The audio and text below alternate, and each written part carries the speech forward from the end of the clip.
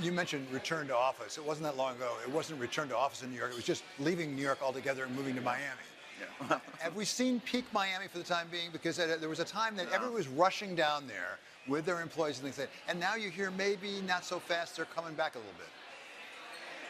Miami has an issue because of schools. It doesn't have enough schools, and that's probably the reason Miami's slowing. But Amazon just announced they're moving 50,000, taking 50,000 feet.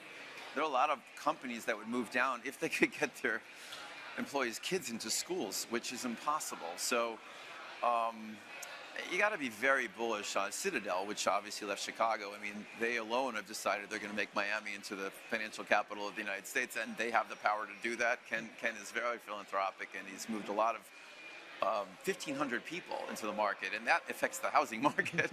We're waiting. I mean, if I was really smart, I'd just buy all the houses in Coral Gables and sell them to the Citadel employees as they move down. I don't think Miami's peaked. I think Miami and Florida have sort of cycles because they get overbuilt, but they're ever higher cycles. You just have to have stamina and stay with it.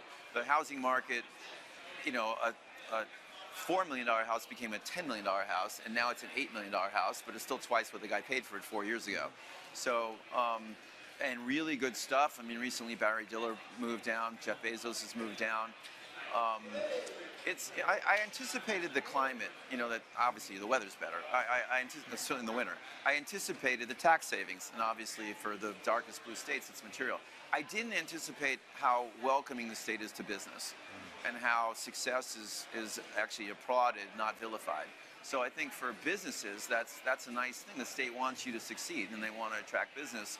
And maybe the blue states, I mean, the governor of Florida said, I guess he got on a phone call with the governor of New York and said, you know, stop taking my people. He says, every time you talk, I get another tenant. So, you know, every time they try to chase. I look at these two states, New York and California. We're sitting in California. They have massive budget deficits. Massive. So they have to cut services or raise taxes. Florida, Texas have massive budget surpluses. So they're in a positive flywheel.